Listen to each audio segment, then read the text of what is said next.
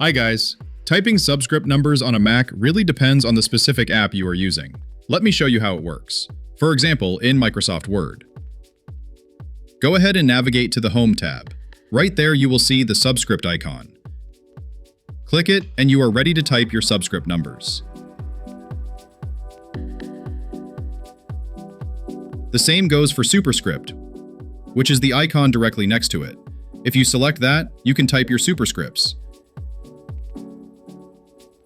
Just click the icon again to toggle back to normal typing.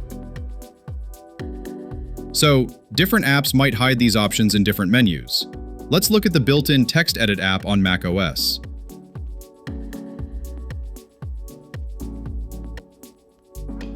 Go up to the Format menu. Select Font, then move down to Baseline.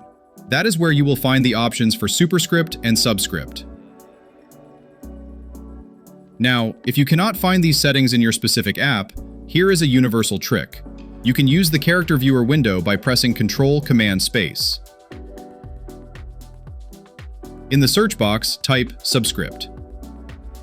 Now you will see all the subscript numbers appear. Simply double-click on any number to insert it right where your cursor is located in your text editor. Thanks for watching. See you in the next one.